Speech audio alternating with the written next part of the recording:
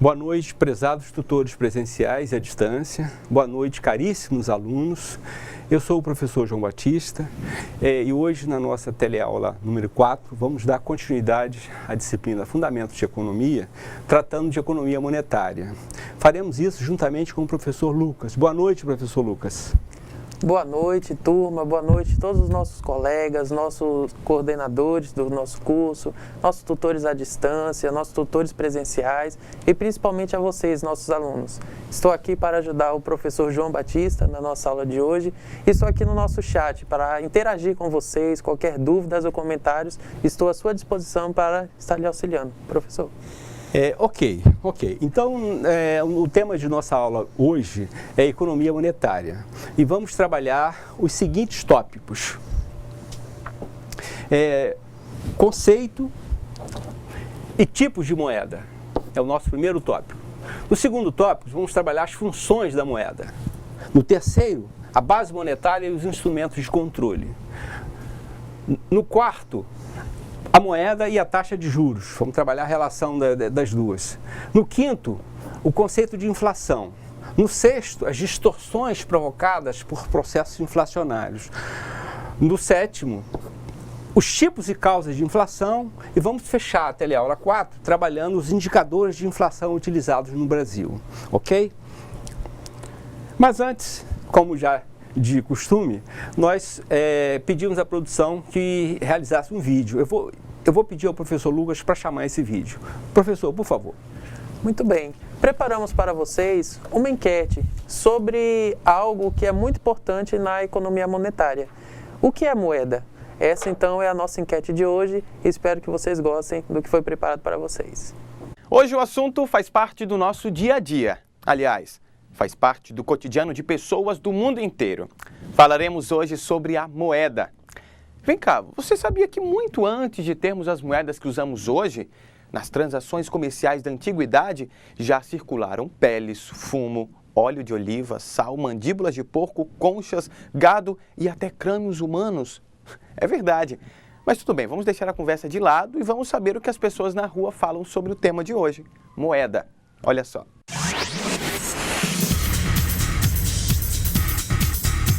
Moeda para mim é metal. É redonda, tem o número 5, 10, 1. Vale alguma coisa, se comprar vale, né? Só compra se tiver dinheiro, né? Principalmente ela, que é uma moeda. Moeda é mais um tipo de dinheiro, como se fosse um dinheiro de papel, contendo a mesma utilidade que tem a cédula normal. É dinheiro, você compra, paga, usa ela bastante, é um meio usado bastante hoje em dia. Tem muitas moedas que já foram até praticamente mudadas para outras, tem outras aí vindo também, igual as cédulas também, que já estão mudando as cédulas. E é um meio que todo mundo tem, não só aqui, mas o mundo inteiro tem de comercializar, né? Porque sem ele, infelizmente, a gente não vive. Para mim, moeda é uma cédula cunhada, né? Antigamente cunhava moeda em ouro, né? Hoje já não se vê mais isso, né? Hoje já se vê mais uma moeda cunhada em prata, em bronze, né? Que muita gente às vezes pensa que só serve para troco, mas não, a moeda serve muito para pagamento. Mas se a gente pensar em nível de economia, a moeda ela faz parte desse contexto econômico dos países, né?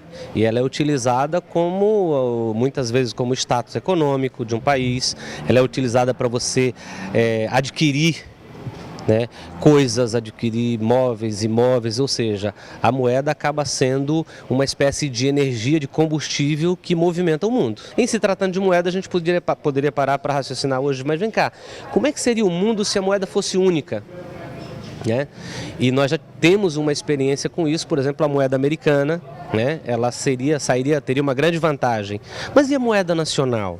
Em que contexto, por que a moeda de lá vale 2 da nossa, entendeu? Então aquilo que nós estávamos falando de se atribuir valores, né, e se de estabelecer regras sociais, isso foi incrementado pela própria sociedade. A moeda é uma criação da sociedade para poder determinar níveis, né, de classes econômicas, por exemplo. Ela pode ser considerado isso, né? Afinal de contas, você vai ter aí quem tem mais moedas, tem mais poder.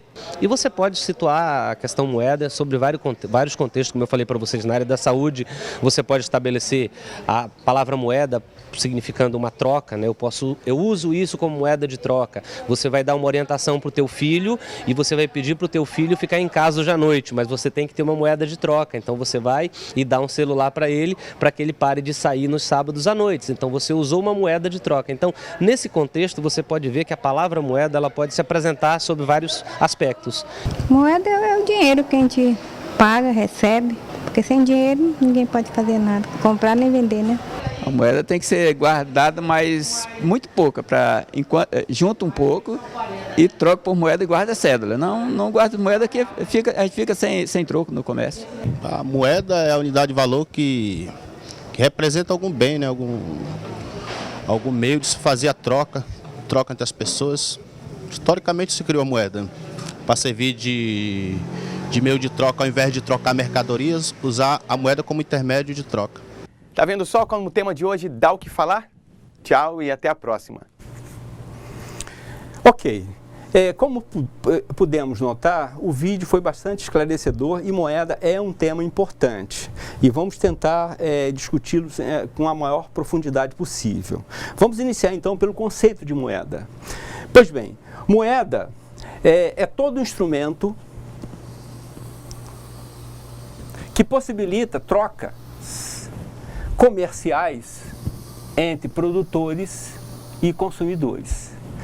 Mas não somente trocas comerciais, todo tipo de troca, financeiras inclusive, envolvendo bens e serviços. Ok? Alguns autores definem moeda de formas agregando alguns significados novos, outros focando em algumas características próprias da moeda.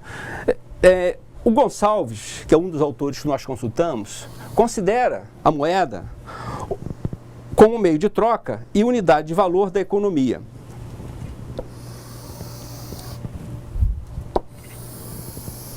Esse é um segundo conceito. Ele considera também que a moeda é um instrumento fundamental que possibilita que milhões de indivíduos troquem entre si o que produzem. Então, esses dois conceitos, eles na verdade se complementam, né? Existem outros conceitos, mas nós escolhemos esses dois porque consideramos eles bastante precisos. Em seguida, vamos trabalhar tipos de moedas. E a moeda, historicamente, como ela é um instrumento de troca e viabiliza o comércio, ela sofreu várias mutações ao longo da história. O primeiro registro que a teoria econômica faz de moeda é a chamada mercadoria-moeda, ou moeda-mercadoria. O que é esse tipo de moeda? E como se fazia? É simples.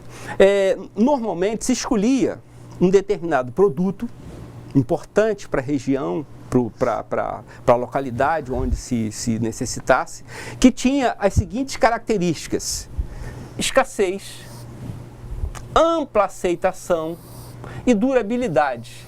E eu acrescentaria divisibilidade.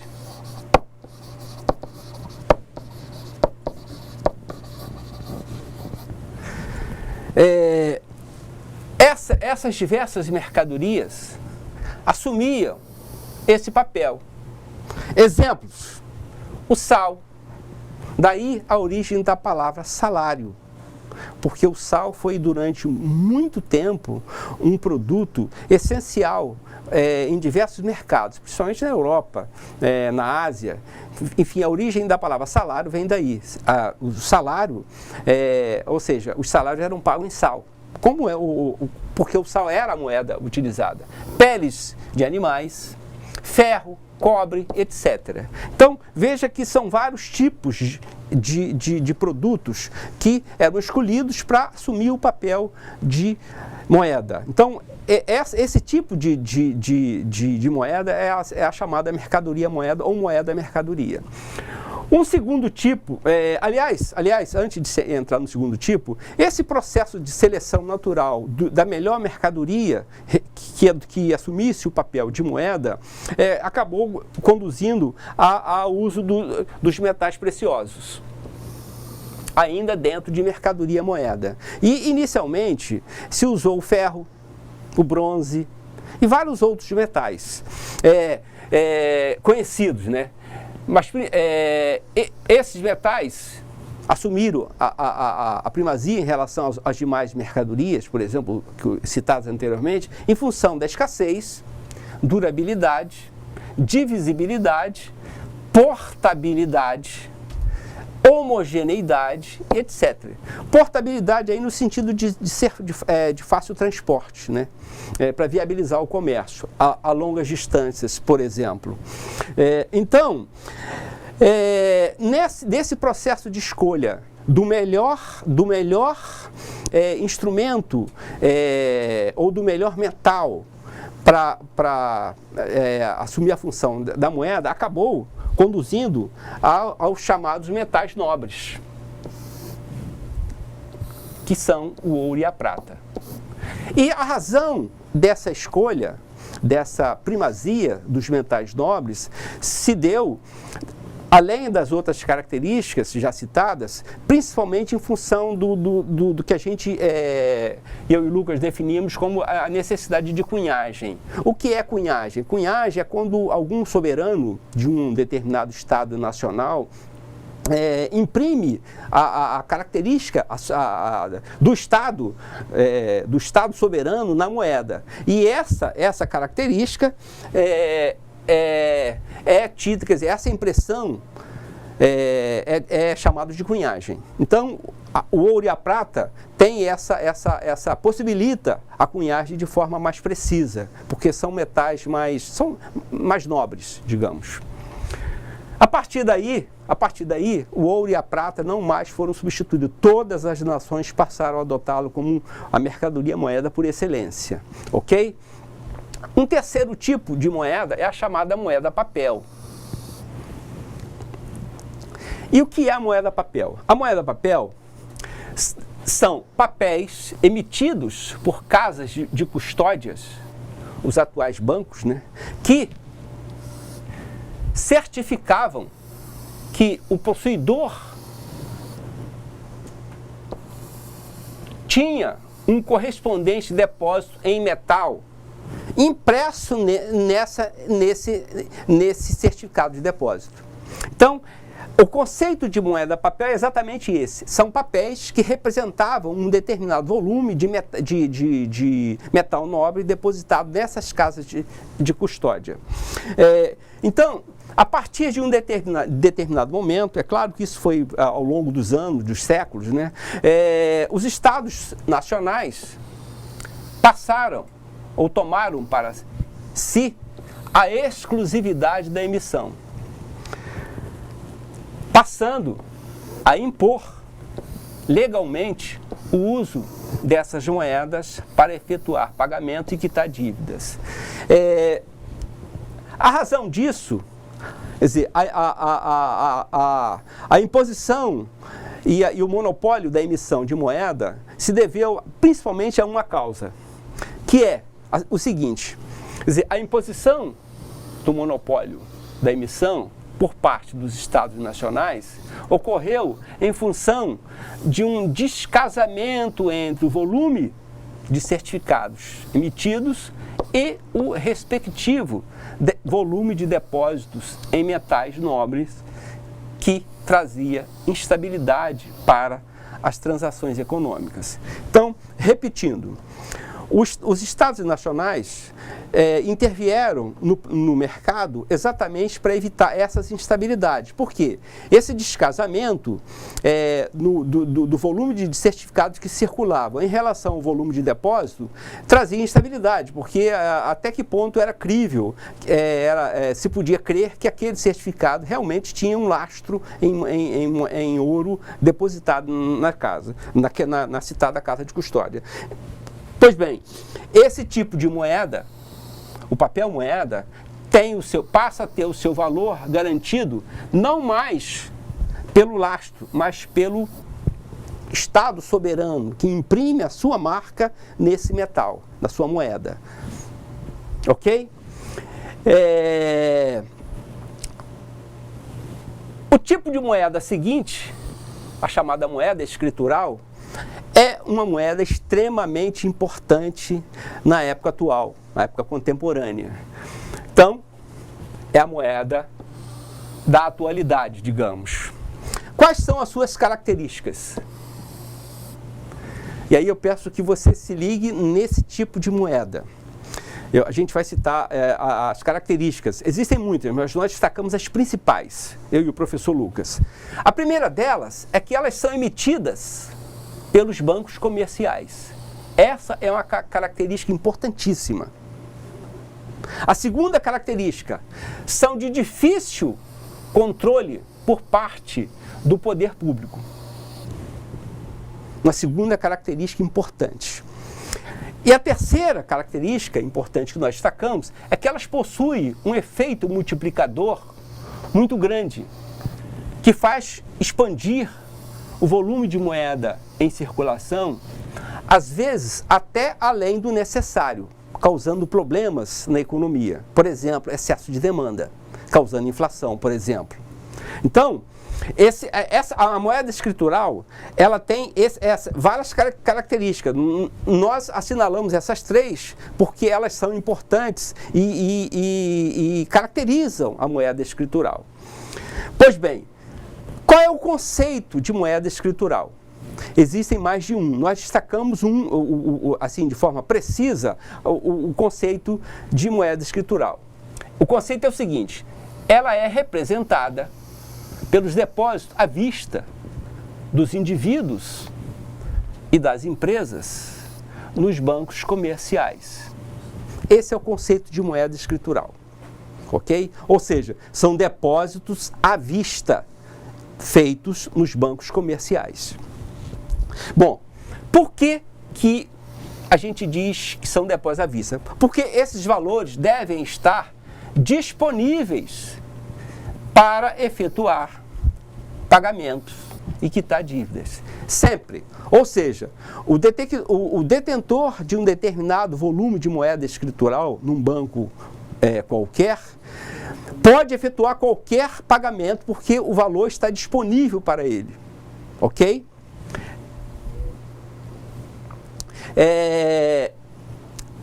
Professor Lucas, alguma pergunta sobre tipos de moeda? Professor João, ainda não temos pergunta. Entretanto, o tutor Jonas Marchioli, do nosso polo de Candeias, ele fez um comentário que ressaltou que o bronze também ele era muito utilizado dos metais preciosos. Entretanto, hoje ainda o ouro e a prata são a principal reserva de valor dos países, ainda hoje, né? Então foi um comentário que ele agregou à nossa teleaula de hoje. E eu gostaria, professor, de fazer uma pergunta para o senhor. Por favor. Já que vimos todos os tipos de metais preciosos, né? Vimos os tipos de moeda que existem, qual realmente é o papel, a função dessa moeda na nossa economia, né? Então, gostaria que o senhor explicasse aqui para nossos alunos, para a nossa sala de aula de hoje. Perfeito, perfeito. Antes de explicar a função, que é o nosso próximo tópico, eu queria comentar a fala do Jonas, do Polo Candeias. Jonas, muito bem-vindo à sua observação. De fato, nós citamos que o ferro, o bronze principalmente foi usado durante muito tempo como mercadoria moeda. Agora, o fato é que o ouro, a partir de 1973, não mais lastreia nenhuma moeda, nem o dólar, nem a libra, nem a lira, nem o marco alemão, nem o real, nenhuma moeda. Esse descolamento da base, esse descolamento do lastro de ouro aconteceu a partir de 1973, quando os Estados Unidos optou por esse descasamento. Hoje, ou seja, desde 73 até hoje, até os dias de hoje, o único único garantidor do valor das moedas é a saúde das economias, a capacidade de produzir de cada sistema econômico. Não só a capacidade de produzir, mas a capacidade de honrar compromissos. Por isso, a inflação, a partir de meados do século passado, passou a ser um problema recorrente. Por quê? Nem sempre os países conseguem manter ou honrar os compromissos firmados. Um exemplo é a Argentina atual. Enfim, então, hoje, não existe nenhum sistema econômico cuja moeda seja lastreada em ouro. Nenhum sistema, nenhuma moeda, nem a libra, nem o dólar, nem o real, nem o ien, nem o marco, nem a moeda chinesa são atreladas ao ouro, ok? Isso pode ser, um dado contemporâneo. E mais adiante eu poderia explicar as razões desse descolamento das moedas do lastro monetário, mas não cabe, né, nessa aula. Numa posterior, provavelmente a gente irá discutir isso. Em relação às funções da moeda, eu destaquei algumas funções importantes e vou comentá-las. E aí isso no caso, responderia à pergunta do professor Lucas e eu pediria a ele, inclusive, alguns comentários adicionais. Vamos às funções da moeda. A primeira delas é a moeda como um meio de troca, um meio ou instrumento de troca, né? Então, a moeda, como instrumento de troca, desempenha a sua função mais importante, que é ser um instrumento intermediário das transações econômicas. Ok? Então, a função principal da moeda é ser um meio de troca, um meio ou um instrumento de troca. Essa é a primeira e a mais importante função da moeda. A segunda função importante da moeda é ser um padrão de referência, ou padrão referencial de valor ou unidade de conta. Ou seja, o que significa isso? Como padrão de referência de valor, a moeda possibilita que todos os valores dos bens e serviços e fatores de produção sejam expressos em unidades monetárias, propiciando a que a avaliação dos demais bens possam ser comparáveis. Então, a moeda é a unidade de conta. Essa função é importantíssima, ok? A terceira e última função da moeda que nós destacamos é a chamada reserva de valor. Ou seja, o indivíduo, quando tem um determinado volume de moeda, quando recebe um determinado quantum de moeda, ele não precisa gastá-la imediatamente, podendo guardá-la para ser gasta posteriormente. Então, isso significa que o ato de possuir um determinado volume de moeda, na verdade, é um direito que o consumidor adquire de comprar naquele mercado onde essa moeda é usada legalmente, um determinado volume de riqueza, de bens, por exemplo, bens e serviços. Mas ele não precisa fazer isso imediatamente, ele pode fazer o uso dessa moeda posteriormente. Então, isso significa que a moeda pode reservar valor, pode reservar riqueza. E essa é a terceira função importante da moeda, ok? Porém, ou entretanto, para que a moeda exerça esse papel de reserva de valor, é necessário que ela seja o mais estável possível, né? E um segundo fator, além dela ser estável, é necessário que o possuidor desse quantum de moeda tenha uma ideia mais ou menos precisa de quanto ele tem direito no bolo, ou seja, de quanto de riqueza ele pode abrir mão no momento de hoje para consumir no futuro. Então a moeda lhe permite ter essa ideia. Ou seja, ele não precisa consumir no presente e a partir de, por exemplo, qualquer cidadão adulto tem ideia, por exemplo, do que ele consegue comprar, por exemplo, com 500 mil reais. né? São bens, apartamentos, carros. Então, ele tem uma ideia mais ou menos precisa de quando... Ele não precisa fazer isso no momento atual, ele pode fazer no momento seguinte. Agora, é preciso que a moeda tenha uma certa estabilidade para cumprir essa função, ok? Então, para cumprir, eu vou sublinhar, para cumprir bem essa função, a moeda deve ter o seu valor o mais estável possível ao longo do tempo, ok? E que o consumidor tenha uma ideia mais ou menos precisa de quanto ele tem ou detém de riqueza nessa economia que ele, no caso, é o cidadão, é um dos cidadãos, ok? A moeda possibilita essa enorme função, diria, econômica, ok? Professor, algum comentário adicional em relação às funções da moeda, por favor? Em relação às moedas, a função não, professor, mas o Jonas, mais uma vez, ele fez um comentário, uma pergunta, na verdade. O cartão de crédito, ele pode ser considerado como moeda? Muito, então, o Jonas do mês de Candeias. Marchioli de Candeias. Jonas, muito bem, olha, eu estou adorando a sua participação e ela é muito bem-vinda e deve ser sempre feita. Estamos aqui para isso, eu e o professor Lucas. O seguinte, o cartão de crédito, ele está para ser adotado pela literatura como um terceiro tipo de moeda. Por quê? A tendência é que cada vez mais a gente utiliza o cartão de crédito, né? Mas eu diria para você, como nossa aula é institucional, nós temos que baseá-la nos manuais. Eu e o professor Lucas temos que definir a moeda de forma técnica. Então, hoje, tecnicamente, a moeda é o real, né? A moedinha e as notas de reais e os depósitos à vista. Então, o cartão de crédito ainda não é uma moeda, mas existem alguns autores colocando o cartão de plástico, o cartão de crédito, já como moeda. Mas com a seguinte, essa é uma questão controversa. Por quê? O cartão de crédito, na verdade, se constitui num empréstimo que a bandeira A, B ou C faz ao cidadão para que ele possa comprar aquele bem. Então, a bandeira A empresta ao cidadão X adianta para ele um determinado volume de moeda com o qual ele pode comprar aquele bem e a bandeira paga ao produtor em forma de moeda.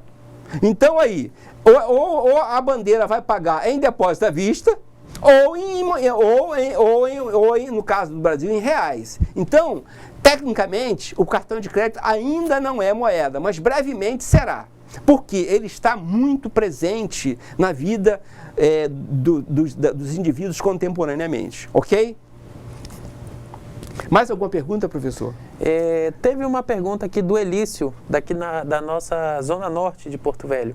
Ele fez a pergunta: por que chega um tempo que a moeda tem que sair de circulação? Mas creio que a gente vai ver, professor, daqui a pouco, sobre o papel do Banco Central nessa área, né? Então, acho que, não sei se o senhor já vai querer antecipar. Não, o nome dele é Elísio. Elício. Muito boa a sua participação. A moeda, eu não entendi muito bem. A moeda tem que sair de circulação. Um dos motivos por que a moeda sai de circulação é porque ela fica obsoleta. Ela se torna facilmente falsificada, né? Pode ser falsificada. Então o Banco Central, os bancos centrais de todas as economias têm que cada vez mais incorporar nas moedas tecnologias, bloqueando possíveis falsificações, né? Essa é a primeira razão. A segunda razão é que às vezes a moeda se torna tão praticamente inutilizada, né, em função do uso diário, principalmente as moedas mais de valores menores. E aí acumula sujeira, enfim. Já foi feita até pesquisa do volume de sujeira que tem uma nota, por exemplo, de R$2. É muito grande. Então, até por uma questão de higiene. Então, eu diria que esses dois fatores são os principais que fazem com que o Banco Central brasileiro, no caso, e outros bancos centrais, estejam constantemente substituindo as moedas circulantes, né? Agora, Isso em função da própria dinâmica da economia. Agora, a substituição do padrão monetário, aí é coisa mais complexa que a gente vai discutir mais adiante, ok? Eu não sei as duas questões se eu respondi, mas a primeira em função dos dois fatores que eu citei. E a troca do padrão monetário, ele acontece sempre quando a moeda perde valor, perde a confiança do público. Isso aconteceu muito na nossa economia num período aí entre os anos 80 e 90, até 94. Atualmente nós temos uma moeda forte que dificilmente ela será trocada porque a economia brasileira ela está aumentando a sua importância no cenário econômico internacional. Então o real hoje tem uma penetração significativa no mundo, né, das principais bolsas, ok? O nosso próximo tópico é a base monetária. Pois bem, a base monetária de cada país é classificada em função do grau de liquidez de cada ativo, dos ativos financeiros. Por exemplo,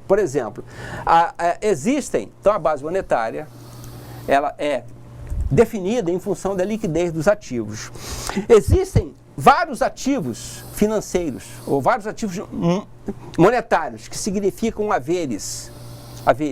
Eu vou citar alguns: moeda em poder do público, depósito à vista, depósito a prazo, poupanças, títulos de renda fixa, debêntures, ações, bônus do Banco Central, etc. Ok? Então, existem diversos ativos que circulam na economia normalmente, mas a base monetária ela é fixada em função, como eu disse, da liquidez desses ativos. E aí vamos à definição de moeda propriamente dita. Tecnicamente, só se considera moeda, e isso é importante, a moeda em circulação em poder do público, chamada, aqui é MPP, e não, então, houve uma troca aqui. E os depósitos à vista disponíveis nos bancos comerciais. Então, por quê? São esses dois ativos que detêm a chamada liquidez absoluta. Então, repetindo, tecnicamente, só se considera moeda o papel moeda em circulação em poder do público e os depósitos à vista disponíveis nos bancos comerciais, ok? Por quê? Só esses dois ativos têm liquidez absoluta. No Brasil,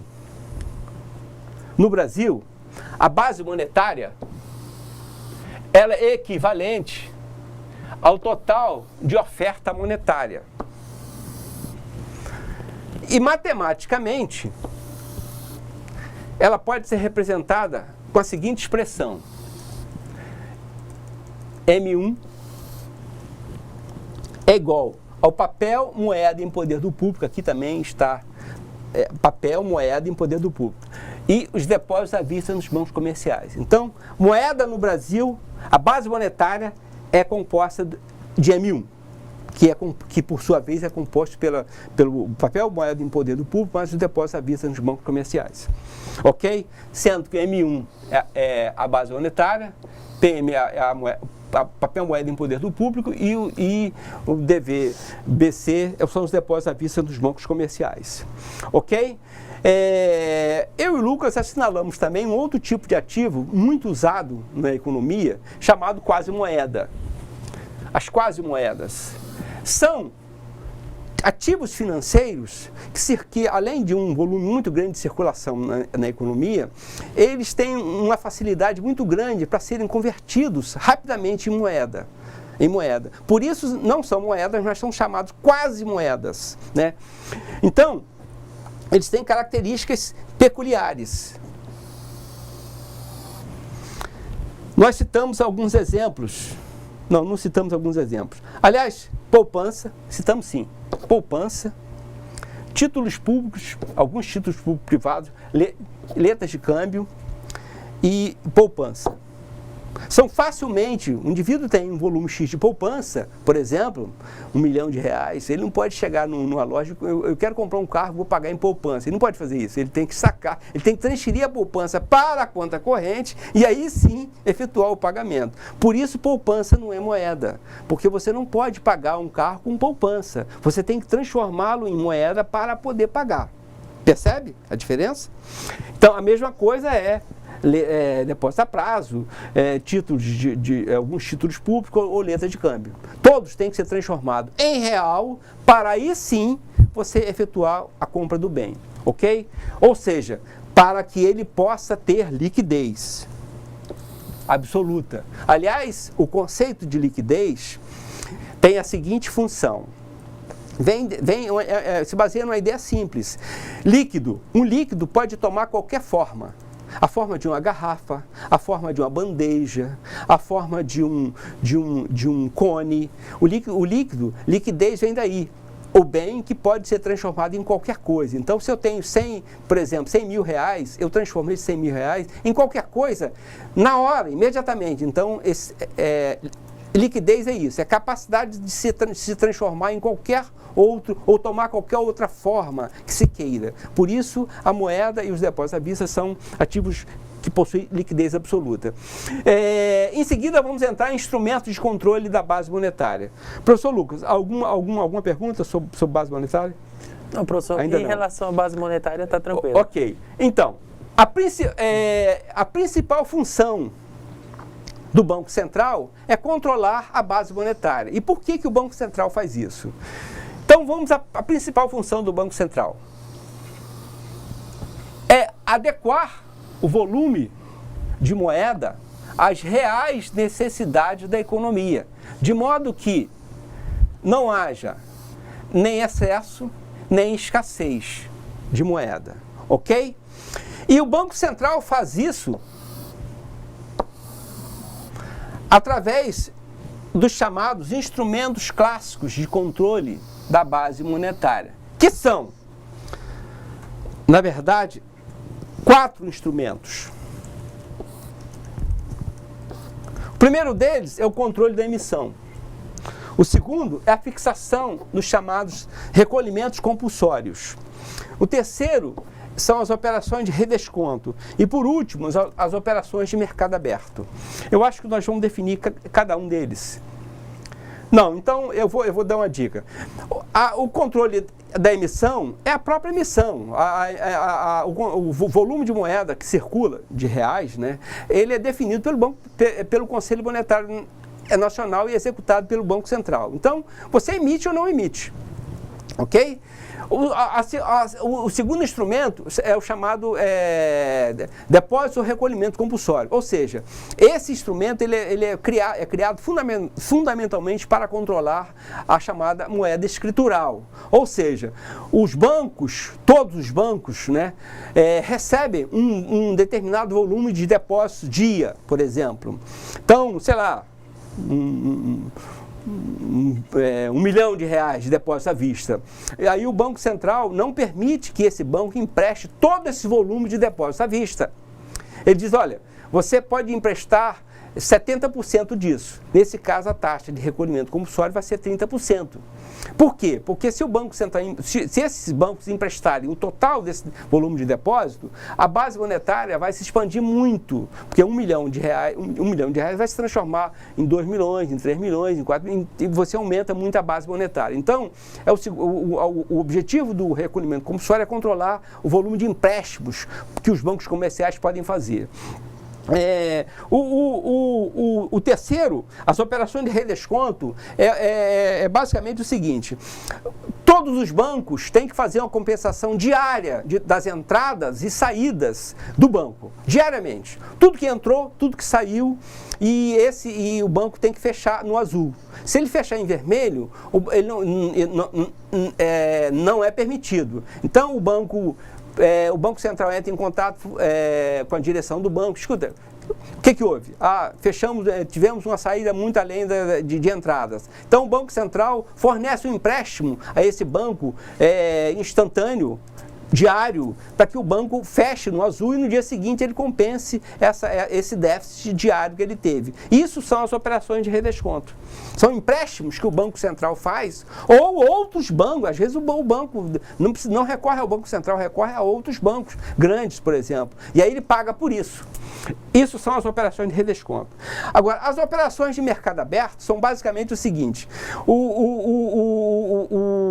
as autoridades monetárias vendem ou compram diariamente títulos públicos no mercado. Eles atuam no curto prazo. O quê? E qual é o objetivo? Controlar a base monetária. Então, se tem excesso de moeda circulando, muita pressão de demanda, o Banco Central vende títulos. Ou seja, se ele vende títulos,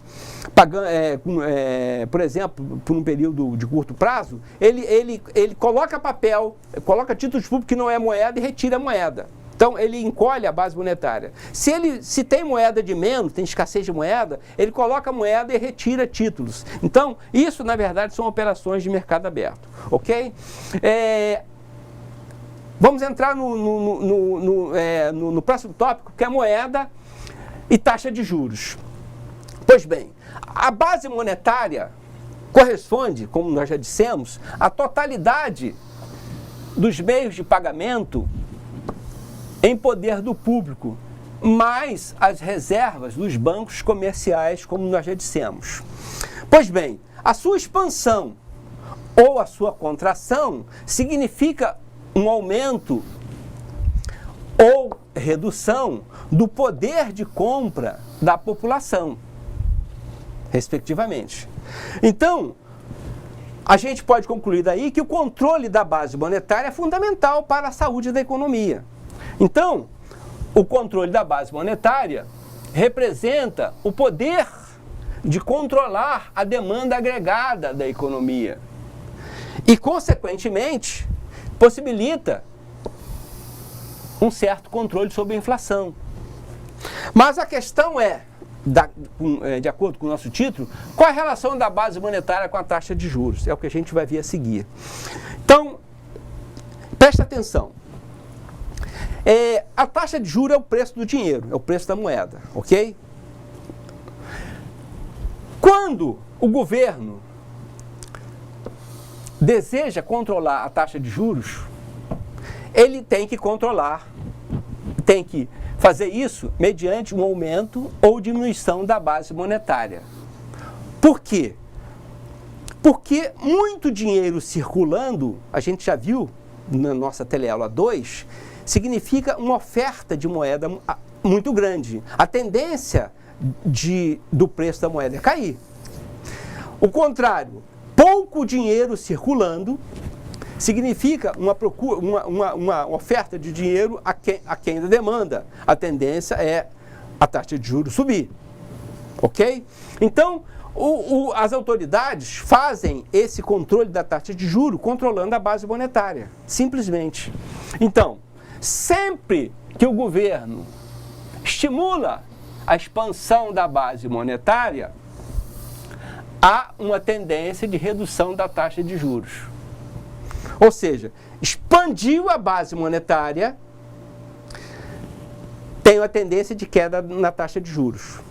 Por quê? Tem moeda demais circulando, a taxa de juros é o preço da moeda, o preço tende a cair. É como, imagine qualquer outro bem, por exemplo, legumes, por exemplo. Quando na safra do chuchu, o preço tende a cair. Porque tem excesso de chuchu no mercado. A mesma coisa é moeda. Base monetária muito ampla, muito dinheiro circulando, tendência do preço da moeda, que é a taxa de juros, é cair. É o que nós estamos dizendo aqui. Quando o governo contrai a base monetária, ou reduz a base monetária, ocorre uma tendência de queda na taxa de juros. Ou seja, quando o governo contrai a base monetária, a tendência da taxa de juros é subir. Porque tem oferta de menos do bem moeda e o preço dela, que é a taxa de juros, tende a subir.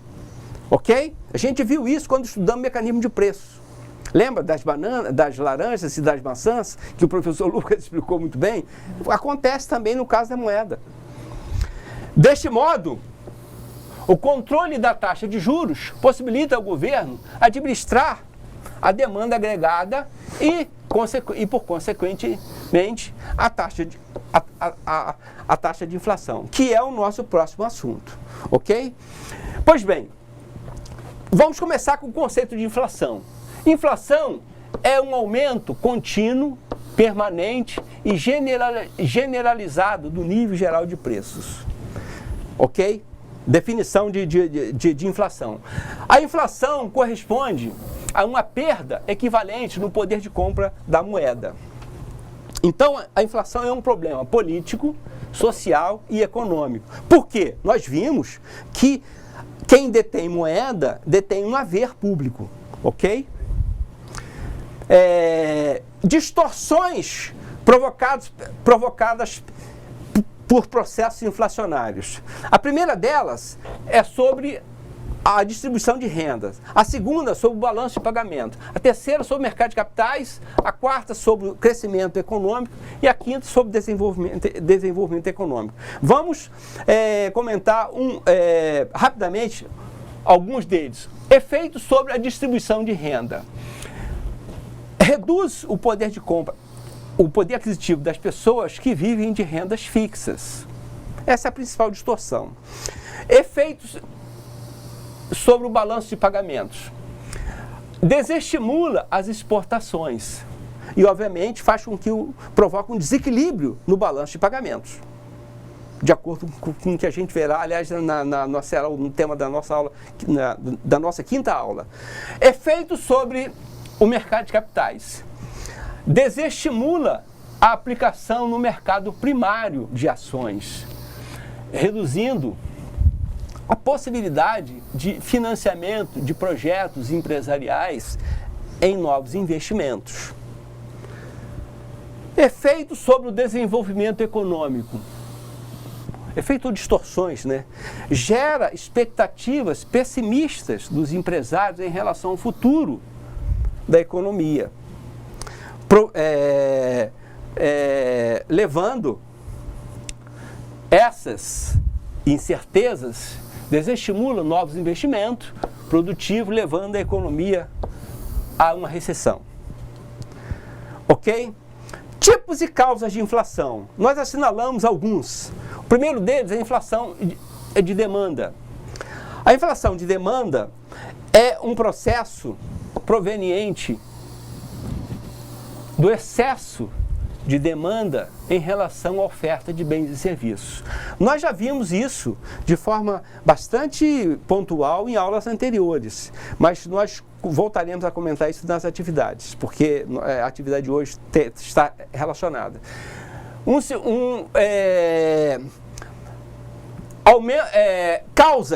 Causas de inflação de demanda.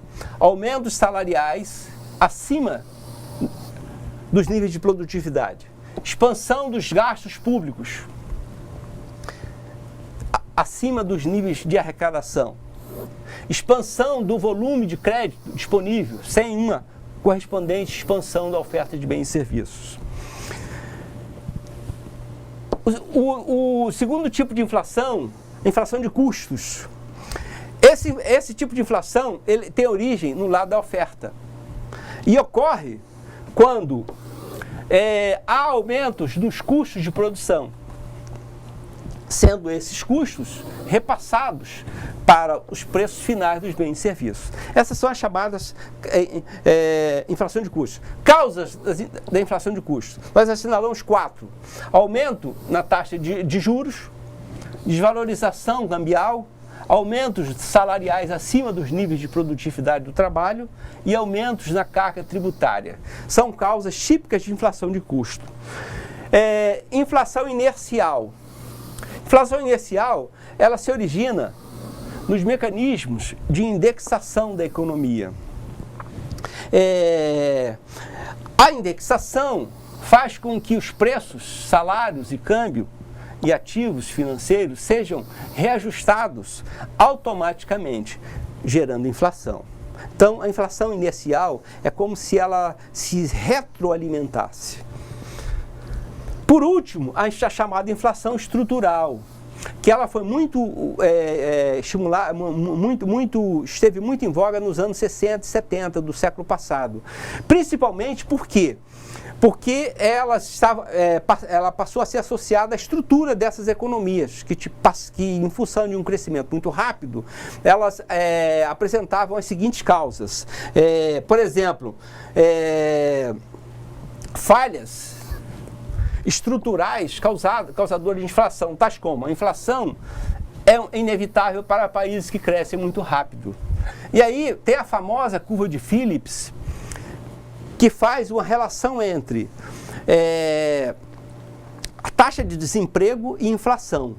Ou seja, foi um instrumento de macroeconômico muito usado até o final do século XX. Mas a curva de Phillips perdeu importância porque as economias se tornaram mais complexas e ela tem se comprovado falhas em alguns casos. Então, os países importadores de capital e insumos caros tendem a gerar inflação estrutural. Nós selecionamos alguns indicadores de inflação no Brasil. Então, a inflação é calculada por meio de índices econômicos. Existem vários índices no Brasil que são calculados por várias instituições. Alguns medem, por exemplo, a evolução de preços no nível do consumidor, outros no nível do atacado. A região de cobertura também influencia. Então, são vários os fatores que influenciam esses índices. O período de coleta também influencia, o período de coleta dos dados. Então, o importante a assinalar é que não existe um índice aceito por todos os setores como sendo representativos, unânimes da inflação. Na verdade, a escolha do índice está associada ao interesse de cada setor. Por exemplo, na figura a seguir, nós vamos destacar esses índices. Por exemplo, o IPCA, que mede a atual inflação brasileira. Ele é calculado pelo IBGE e tem algumas características. Então, o índice é o IPCA, o IBGE, ele é calculado na renda familiar de 1 a 40 salários mínimos. A coleta é do primeiro dia ao último dia do mês de referência e é baseada nas regiões metropolitanas do Rio e mais 9 capitais. Então, tem uma abrangência nacional. Ele corrige balanços, demonstrações financeiras das companhias abertas.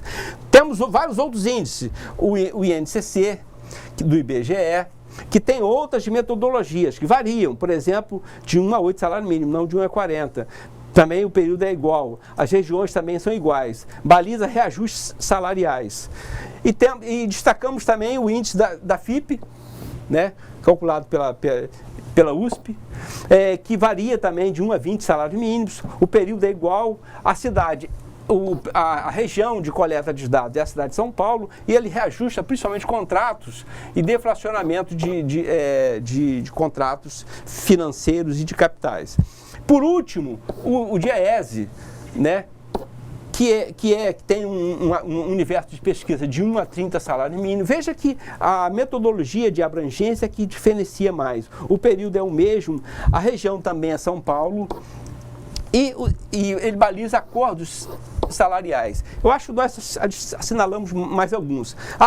O IGP também varia aqui.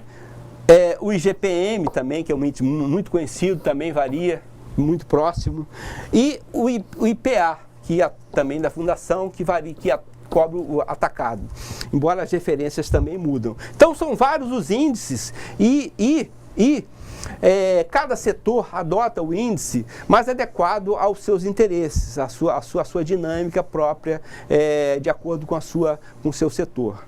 Ok? Nós estamos com o tempo esgotado, eu acelerei um pouquinho no final, mas nós vamos agora entrar nas atividades de sala E a atividade de sala será interessante porque ela retomará vários tópicos que nós abordamos na aula. Em seguida, nós retornaremos e comentaremos as respostas e voltaremos a alguns desses tópicos que eventualmente surjam perguntas para a gente fechar a nossa teleaula. Isso faremos no nosso feedback. Professor Lucas, alguma observação final para a gente fechar? Não, professor, realmente como estamos com o prazo já esticado, apenas desenvolva uma boa atividade de sala que vai falar sobre a moeda e nos vemos daqui a pouco. Ok, então até já.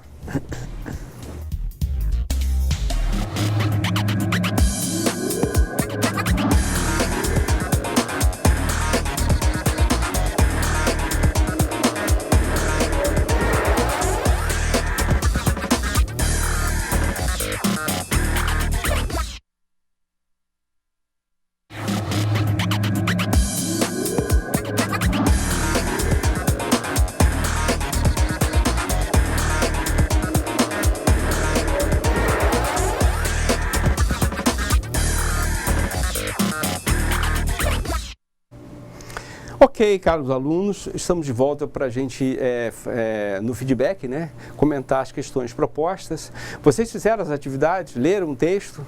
Pois bem, vamos às perguntas. Mas, como houveram várias perguntas ao longo da teleaula, nós vamos procurar, na medida do possível, responder a essas perguntas e na medida do possível. Vamos à primeira questão proposta. Como se dividem e que funções cumprem as instituições monetárias no âmbito do sistema monetário nacional? Professor, alguém respondeu? Bom, professor, tivemos aqui algumas perguntas, algumas respostas, né? Por favor. A Brownie Gomes Ferreira, lá de Costa Marques, falou o seguinte: a aluna Julie dividem em 8 funções: transferência de recursos entre unidades superavitárias, promoção do desenvolvimento e o aumento, e etc. Né? Mas tivemos também lá de Brasilândia, que complementou subsistema normativo e de intermediação financeira. Foi o que ela participou. Né? Então, foram aqui os que eu localizei, professor. Pois bem, são essas as respostas esperadas. O texto é bastante claro. Exatamente as duas alunas responderam de forma precisa. As instituições são as instituições citadas e as funções que cumprem essas instituições no sistema são também as intermediações, né, como foi dito, e a viabilização da dinâmica mesmo do mercado. Então, o texto é preciso, eu vou ficar com as duas respostas das duas alunas, ok? Vamos para a segunda pergunta. Eu estou acelerando um pouco porque tem questões pendentes que nós vamos retornar. Por favor, vamos à segunda questão. O que é e qual é a função principal do Bacen? Por favor, Lucas, você responde? Claro, professor. O Banco Central, que é o Bacen, ele é a principal autoridade monetária, né, da nossa, então, política monetária. E a sua principal função é justamente adequar o volume de moeda às reais necessidades da economia, para que não haja nem escassez, nem excesso de moeda, então, na economia. E ele utiliza, então, aqueles principais instrumentos de controle que nós vimos lá do Banco Central, que é o controle da emissão, fixação da taxa de recolhimento compulsório, as operações de redesconto e as operações de mercado aberto. Então, esse que é o Banco Central e a sua principal função, professor. Os agentes a terceira questão: quais são os agentes que compõem o subsistema de intermediação financeira? Esse tema ele é tratado por vários autores. No texto, o texto também está bastante claro. As instituições que compõem o subsistema financeiro de intermediação financeira é o sistema operacional. Ele é composto por um conjunto de instituições, né? Bancos comerciais, bancos múltiplos, as cooperativas de crédito, enfim, todos os agentes financeiros que viabilizam o processo de intermediação financeira entre os poupadores e os tomadores de empréstimo. São muitos, mas em geral são essa a questão. Os agentes que compõem o sistema de intermediação financeira. Você tem desde os bancos de investimento, os bancos de desenvolvimento, as agências de fomento, passando pelos bancos comerciais, os bancos múltiplos e todos os demais bancos que compõem o chamado subsistema operativo do sistema financeiro. Ok? Vamos à questão número 4. Que papéis desempenham os agentes que compõem o subsistema de intermediação financeira no âmbito do sistema financeiro nacional? Eu vou pedir ao professor Lucas para responder essa quarta questão. Claro, professor. Eu gostaria de ler a resposta lá do Polo de São Miguel do Guaporé, que eles falaram justamente o que o texto deixou bem claro. Eles falaram o seguinte, professor. Tá aqui. São responsáveis pelas... Tá aqui, cadê? Tá chovendo aqui, gente. Cadê, professor? Só um instantinho. São os bancos responsáveis, né, pelas intermediações financeiras. É isso que eles comentaram, né? E então citaram que existem os principais bancos, as múltiplas corretores, né? Então foi essa a resposta lá do nosso Polo de São Miguel do Guaporé. E realmente são isso, professor, são esses bancos que intermediam entre os tomadores de recursos e então os fornecedores de fundos, né? Então seriam os principais agentes econômicos. Perfeito. Eu quero chamar a atenção e parabenizar os nossos alunos, os alunos do curso de Técnico de Finanças do IFRO. As respostas estão precisas, vocês estão se esforçando e isso é muito bom, porque nós selecionamos esses textos, tivemos muito trabalho e selecionamos com muito carinho textos precisos que têm informações objetivas, né? Então, vocês estão sendo precisos na resposta. Qualquer comentário adicional pode até empobrecer a resposta. Tão ótimas as respostas e vocês estão de parabéns. Vamos à quinta e última pergunta. Como se dividem os instrumentos monetários? O texto, eu vou recorrer ao texto e em seguida eu comento. Os instrumentos monetários, de acordo com o texto, aliás, o autor desse texto foi o ex-ministro João Sayades, né? Ministro no governo Sarney, ministro da Fazenda. Bem, são divididos em financeiros, que são o papel moeda, como nós chamamos, os depósitos à vista, os depósitos a prazo, a caderneta de poupança, letras de câmbio, bônus do Banco Central, letras do Tesouro, ações, opções de futuros, etc. Esses são os chamados instrumentos financeiros. Já os instrumentos de política econômica são os instrumentos que têm exatamente a função de controlar os instrumentos financeiros, ou os ativos financeiros, inclusive a moeda, que são de política econômica, que são a taxa de redesconto, as operações de mercado aberto, as alíquotas dos recolhimentos compulsórios sobre os bancos comerciais. Então, seriam essas as divisões, né, dos instrumentos chamados monetários, ok? É interessante porque na nossa teleaula, numa das disciplinas que nós abordaremos no mercado de capitais, nós vamos discutir de forma mais profunda o sistema monetário em si. Então, essas discussões aqui retornarão de forma mais rica e mais elaboradas, ok? Mas, para uma primeira aproximação, está ótimo. A gente considera exitosa a participação de vocês. Como eu disse, durante a teleaula surgiram várias perguntas que não puderam ser respondidas porque a gente tinha que passar imediatamente para a teleaula. Vamos repassar alguma dessas questões e tecer alguns comentários. Eu e o professor Lucas. Por favor, professor.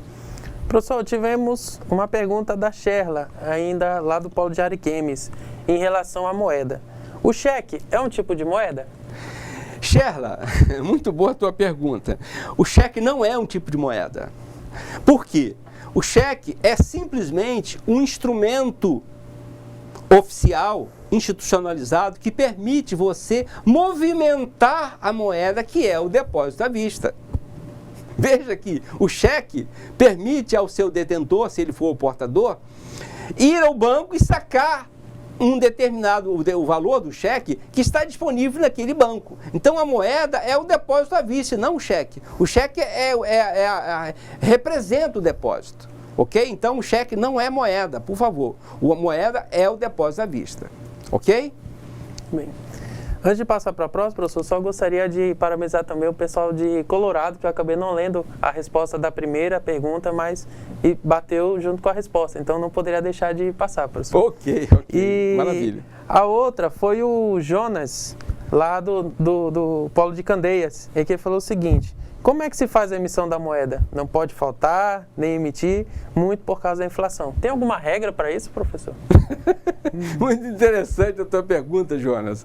É o seguinte, o controle da emissão é um monopólio do Estado. E no caso do Brasil, a autoridade monetária que autoriza a emissão de moeda é o Conselho Monetário Nacional, né? É composto pelo ministro da Fazenda, o presidente do Banco Central e mais alguns ministérios. O presidente do Conselho é o ministro da Fazenda. Então, existe um calibramento regular, sistemático da quantidade de moeda necessária para a economia. Então, tendo essa adequação do volume de moeda, ou da base monetária, ou dos meios de pagamento, às reais necessidades da economia, sinaliza para o Conselho Monetário se é necessário emitir mais moeda ou não. Às vezes é necessário até retirar moeda de circulação. Então, respondendo à tua pergunta, a emissão é feita de acordo com a sinalização dos indicadores da economia. Existem alguns indicadores que são fundamentais em qualquer economia. Eu vou citar alguns. O principal indicador de uma economia de mercado é o nível, a taxa de investimento. Ou melhor, antes do investimento, o nível, a taxa de poupança. Atualmente, a taxa de poupança brasileira está muito baixa. E isso explica porque a nossa economia, nos últimos anos, e nesse também, não vai crescer. Ou seja, o brasileiro está poupando muito pouco, ou gastando muito. Então, em termos de números, a nossa taxa de poupança está em 14,1%. Isso é dado do IBGE recente, dessa semana. Então isso é um sinal de que é um farol de decisão que sinaliza a decisão do Conselho. O segundo indicador importante para emitir ou não emitir moeda é a taxa de investimento da economia, que hoje está em 16,8%, é muito baixa. E isso sinaliza que a nossa economia não vai crescer mais, vai ficar talvez em torno de 1%, um pouco mais, um pouco menos. Isso os economistas têm calculado. Nós sabemos calcular o quanto a economia vai crescer olhando a taxa de investimento. Por exemplo, se a taxa de investimento estiver acima de 20%, pode apostar que a economia vai crescer acima de 5, 6%. E o terceiro indicador é a formação bruta de capital fixo, que sinaliza para a economia novos equipamentos à disposição do sistema produtivo. Novas fábricas, novos galpões, novos shopping centers, novas plantas de fábrica, novas contratações, importações de máquinas e equipamentos, enfim, importação de fatores produtivos. Isso sinaliza para o Conselho se a moeda vai precisar de mais ou menos moeda, porque não pode faltar moeda. A moeda tem que ser, a moeda é como se fosse a moeda possibilita a economia fluir. É como uma estrada por onde fluem os bens e serviços. Então, não pode faltar moeda, mas também não pode ter excesso. Então, eu diria, respondendo à tua pergunta, os 3 fatores que sinalizam para o Conselho se ele deve expandir a base monetária ou contrair, são esses 3 fatores. E nós temos, no caso do Brasil, que somos uma economia importante, temos várias instituições que são obrigadas, elas existem para calcular esses indicadores. E a imprensa está aí notificando diariamente, que é o IBGE, a Fundação Getúlio Vargas e o IPEA, do qual, inclusive, eu já estagiei no IPEA. Trabalha-se muito para fornecer dados para o governo cunhar política econômica. Ok? O nosso tempo se esgotou. Nós temos mais perguntas, mas nós temos que concluir a aula. Professor Lucas, por favor, suas considerações finais. Professor, eu só gostaria de agradecer a participação de todos de uma maneira bem efetiva, todos participaram aos polos. Abraço ao pessoal de Alta Floresta que pediram esse abraço, professor João. E estamos aqui à disposição, sempre que precisarem, no nosso chat. Lembre-se do tutor à distância, façam a nossa atividade proposta para a nossa semana de percurso. E estamos aqui e nos vemos na nossa aula que vem. Professor. Então, um abraço ao pessoal de Alta Floresta, um abraço a todos os polos que são nossa razão de nós estarmos aqui. Nos sentimos, eu e o professor Lucas, muito felizes por estar na presença de vocês e poder trocarmos alguns conhecimentos. Preparamos as aulas com todo carinho, nos empenhamos em produzir o melhor material possível. A participação de vocês ela é bem-vinda e necessária. Eu peço que vocês tenham um empenho cada vez maior. O curso é um curso importante, um curso que vai capacitá-los a ter uma maior empregabilidade. Então, eu espero vocês na próxima aula. Parabenizo pelas excelentes participações, perguntas e questionamentos dessa aula e espero vê-los na nossa próxima teleaula, que será a nossa teleaula 5, ok? Então, até lá, um abraço a todos e nos despedimos aqui.